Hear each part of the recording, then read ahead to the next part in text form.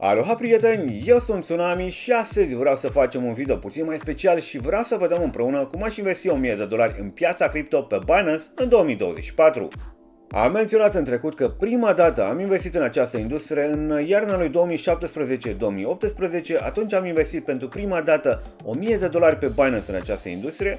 Atunci nu făceam cea mai bună alegere, asta pentru că investeam într-o perioadă în care piața cripto era la vârf. Totuși, astăzi vreau să vedem cum aș proceda dacă aș intra acum în piața cripto, în ce aș investi $1000, asta pentru că acum sunt mult mai implicat în această industrie, sunt mai la curent cu noile proiecte, dar și cu ciclul în care ne aflăm, și asta pentru că momentan nu am avut încă acel Bitcoin halving care dă startul unui nou bull run.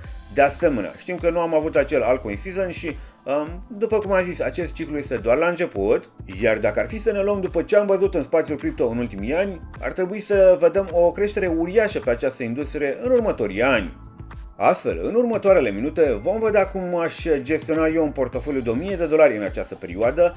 Țin să menționez că acest video nu trebuie luat ca un sfat investițional, reprezintă doar părerea mea, sunt doar proiecte care le urmăresc și îmi plac și întotdeauna trebuie să faceți propriul vostru research când vreți să investiți în această piață. Și de asemenea, voi încerca să explic de ce fac anumite alegeri în videoul de astăzi, de ce prefer anumite proiecte și de ce încerc să evit anumite proiecte cripto.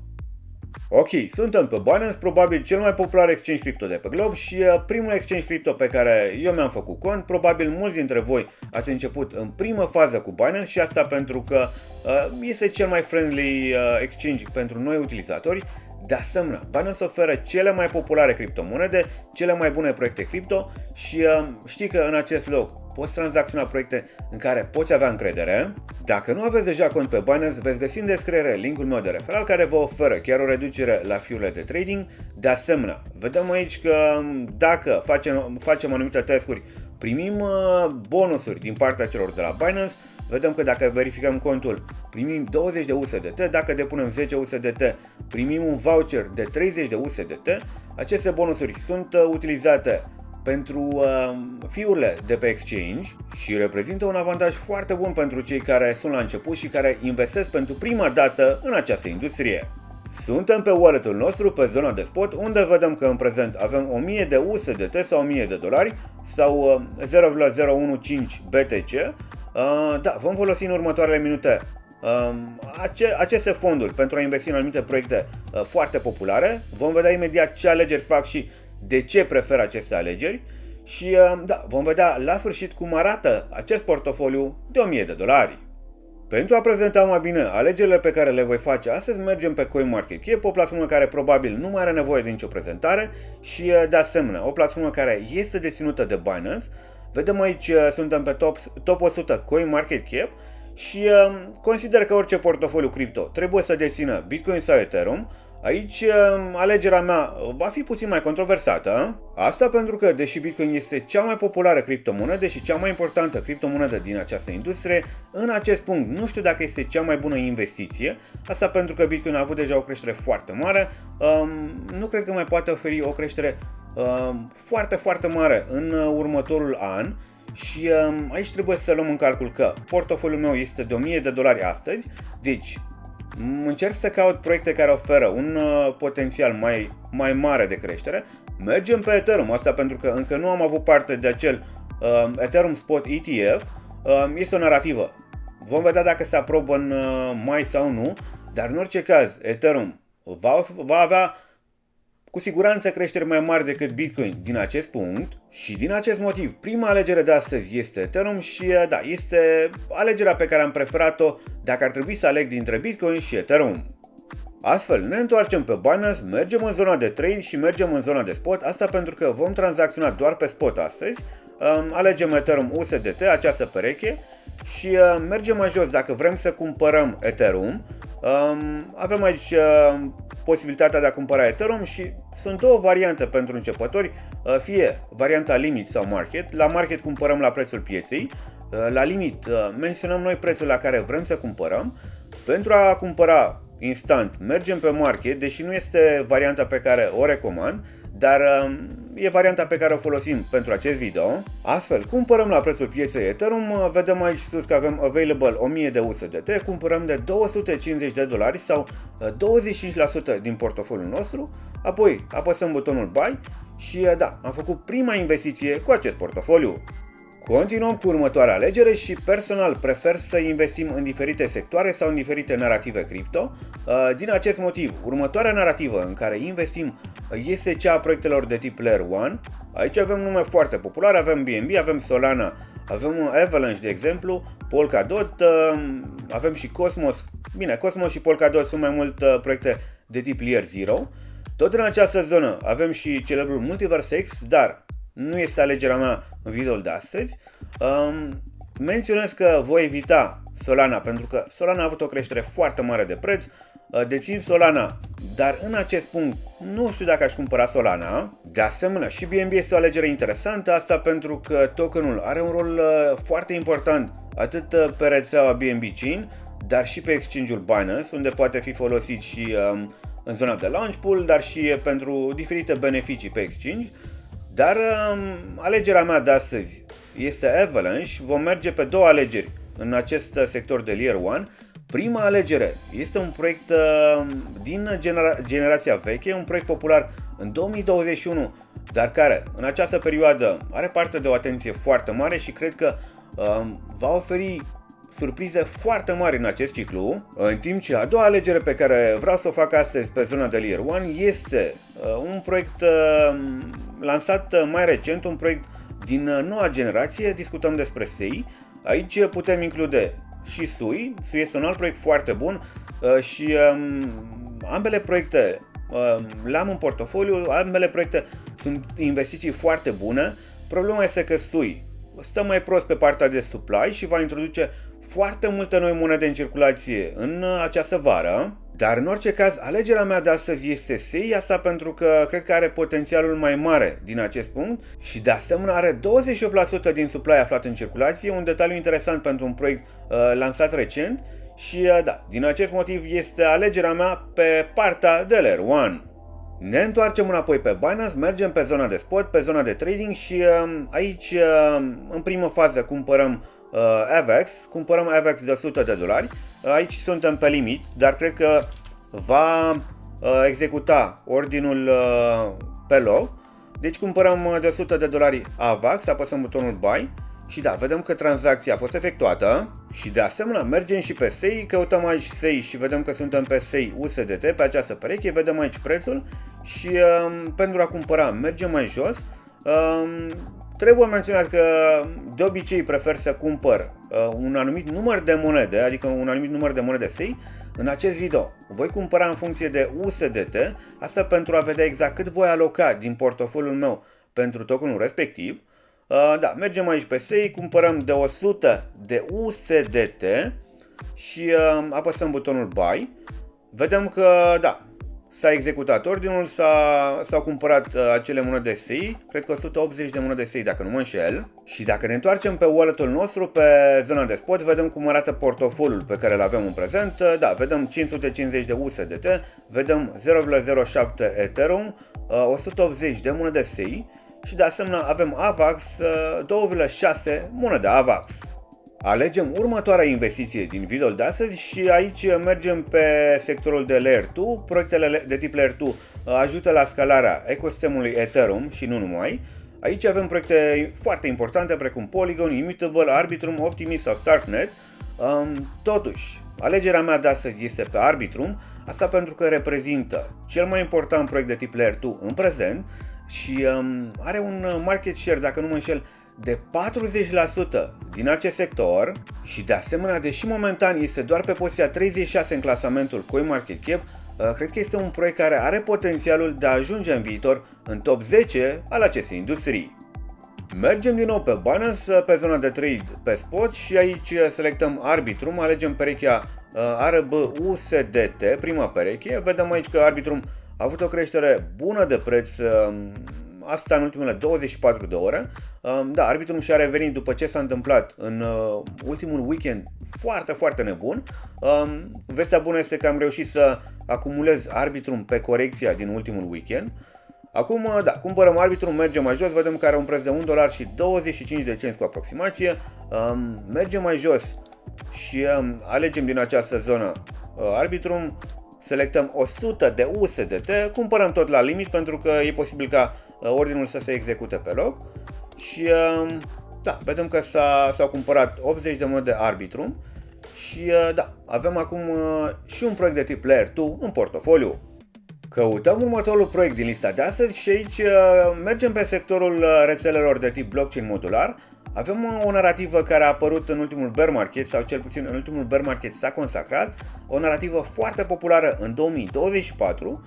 Aici cel mai popular proiect este Celestia și Celestia are un preț bun în această perioadă, de la un preț de $20. Celestia are o corecție și momentan găsim tokenul cam la 50% reducere. Alte două proiecte foarte populare în această perioadă ar fi Dymension și Manta Network, două proiecte care momentan încă nu au explodat, dar arată foarte bine, au un potențial uriaș și promit foarte multe. Sincer, dețin ambele proiecte, și Dymension și Manta Network. Dymension a cam dezamăgit în ultima perioadă și prefer Manta. Manta este un proiect foarte interesant, asta pentru că oferă două blockchain-uri, un blockchain Layer 1 și un blockchain Layer 2. Proiectul stă destul de bine pe partea de supply și asta pentru că până acum a introdus în circulație cam 25% din supply total. Și un alt detaliu interesant este că Manta utilizează tehnologia unor proiecte foarte populare, precum Celestia, Polygon, Optimism și da, din acest motiv este un proiect pe care cred că trebuie să-l avem în portofoliu. Astfel, revenim pe Binance și căutăm Manta în această zonă, căutăm perechea Manta USDT și în caz că nu știți, trebuie să căutăm tokenul după ticker. Dacă mergem pe CoinMarketCap, aici vedem numele proiectului și în această zonă avem tickerul, deci da, căutăm tickerul Manta. Găsim aici graficul proiectului, graficul tokenului Manta și mergem mai jos dacă vrem să cumpărăm acest token. De data asta prefer să alocăm $75 pe această investiție sau 7,5% din portofoliu. Da, cumpărăm Manta de 75 de USDT, apăsăm butonul Buy Manta și da, s-a executat ordinul și avem acum și 34 de monede de Manta în portofoliu. Mergem la următoarea narativă pe care vreau să mă axez și aici discutăm despre DEX-uri, asta pentru că DEX-urile cred că vor avea un cuvânt de spus în acest ciclu cripto și cele mai populare monede care stau în spatele anumitor DEX-uri ar fi Uniswap, avem de asemenea Jupiter, un DEX popular de pe Solana, să nu uităm nici de PancakeSwap, un token care stă în spatele DEX-ului de pe BNB Chain și are un preț destul de bun în prezent. Sunt multe proiecte interesante în această zonă, vedem și Radium și SushiSwap, dar un proiect care îmi place și cred că are un potențial uriaș este Joe, Trader Joe. Discutăm despre un DEX care are un rol important pe blockchain-ul celor de la Avalanche. Moneda Joe a fost lansată la sfârșitul bull run-ului din 2021, deci nu a profitat foarte mult de bull run-ul trecut. Cred că are un potențial uriaș și ar putea atinge un nou all-time high.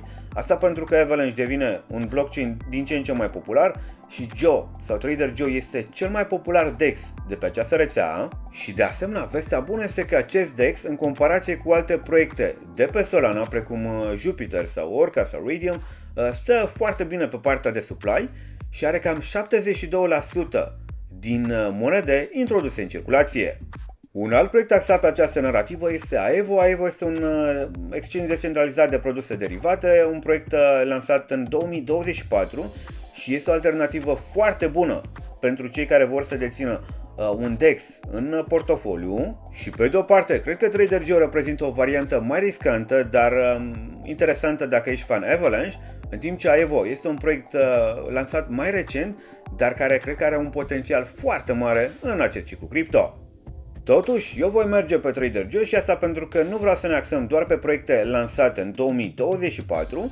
Da, mergem pe Trader Joe, alegem perechea cu USDT și vedem aici evoluția înregistrată de acest token. Mergem mai jos, de data asta cumpărăm Trader Joe de $75 și alegem 75 de USDT, cumpărăm sau apăsăm butonul Buy Joe și da, se pare că am cumpărat 133 de monede Joe. Mergem mai departe și următoarea narrativă sau următorul sector pe care vreau să ne concentrăm este sectorul de gaming pe blockchain.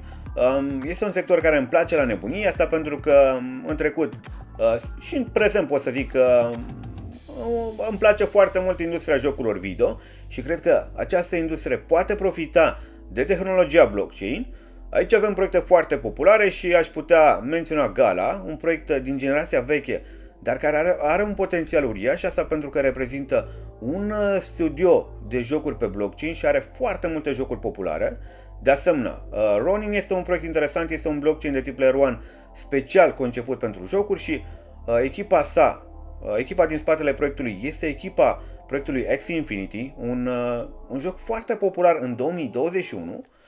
Mergem mai jos și aici avem foarte multe proiecte interesante. Primul proiect pe care vreau să-l menționez sau pe care vreau să-l adaug la portofoliu ar fi Saga. Saga reprezintă un blockchain de tip Layer 1 care permite posibilitatea de a crea și lansa propriile rețele de tip Layer 1. Reprezintă un proiect ce tocmai a fost lansat pe Binance în urmă cu o săptămână și partea interesantă este că acest proiect a atras sute de proiecte pe propriul ecosistem și 80% din proiectele de pe ecosistemul Saga se pare că sunt proiecte de gaming.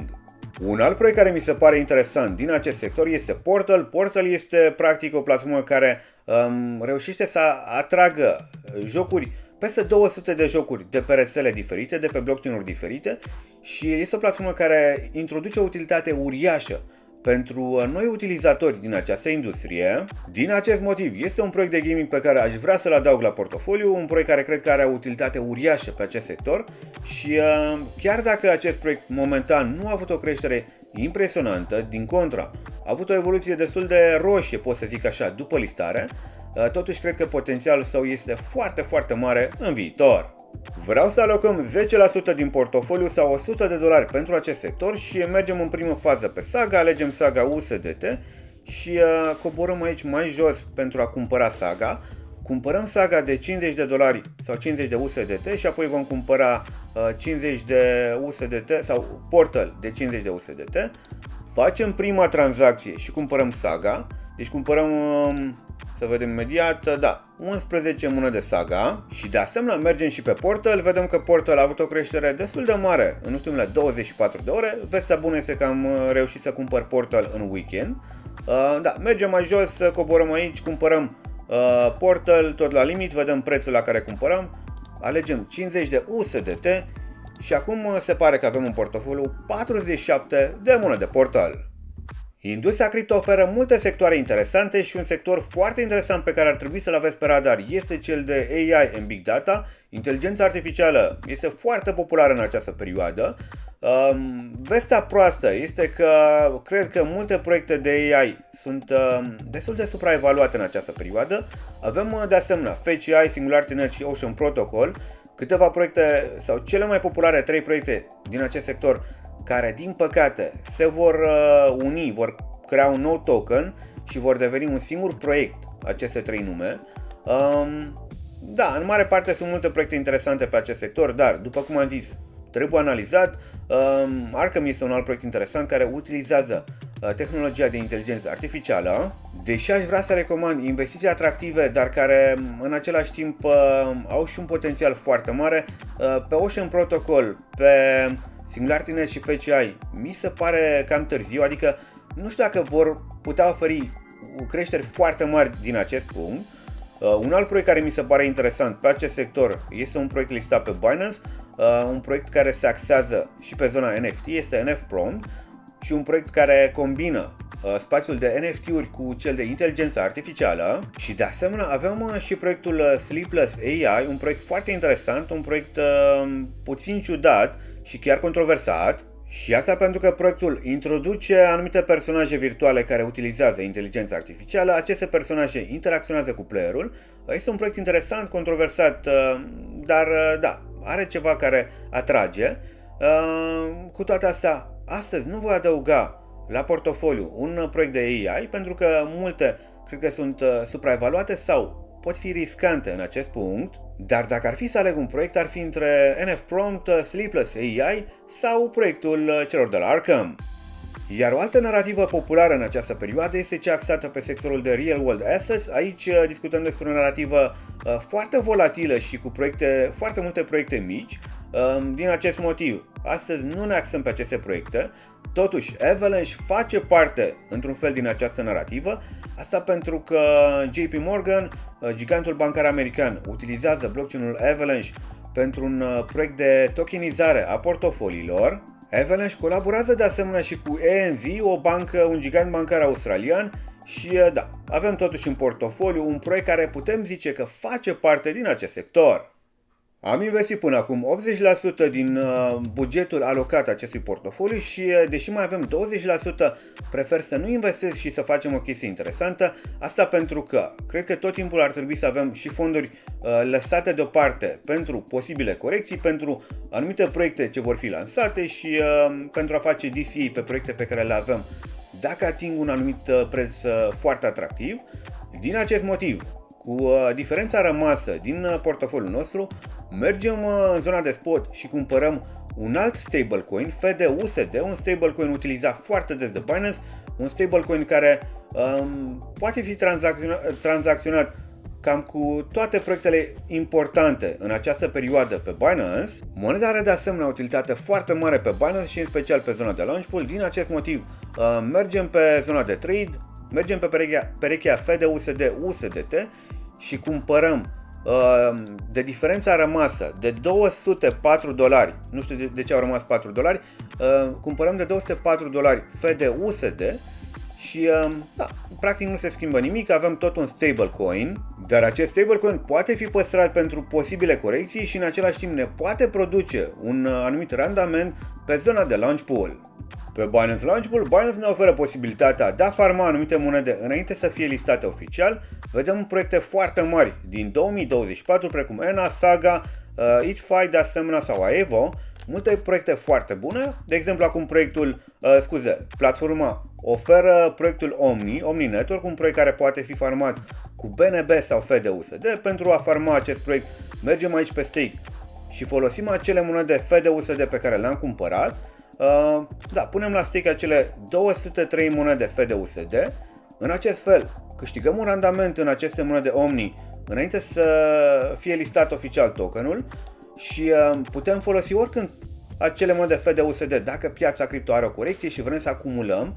Și da, e cea mai bună strategie din punctul meu de vedere, adică avem un capital tras pe dreapta care în același timp ne aduce un profit. Din experiența mea, randamentul în zona de launch pool este undeva între 1 și 2% pe campanie și Binance organizează în jur de 3-4 campanii pe lună, deci e o variantă interesantă de a obține un randament pentru acel FDUSD și bineînțeles, cu cât suma depusă de noi la stake este mai mare, cu atât și randamentul sau reward-ul obținut va fi mai mare.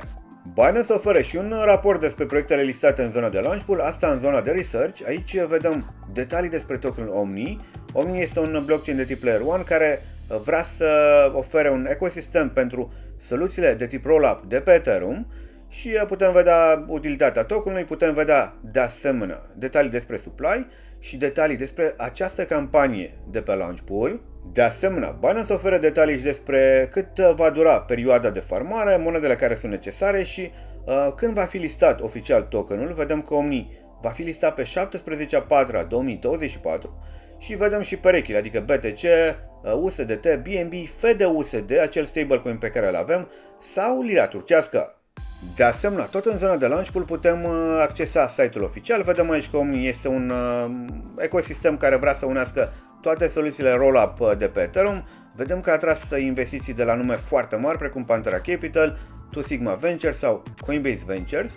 Vedem informații și despre mărimea ecosistemului Omni, care se pare că numără peste 30 de proiecte și a atras nume foarte mari precum Sushi, Injective, Arbitrum sau Optimist. Și chiar dacă nu sunteți interesați de detalii despre proiectul respectiv, partea bună este că dacă aveți FDUSD, puteți pur și simplu farma și câștiga moneda acestui proiect.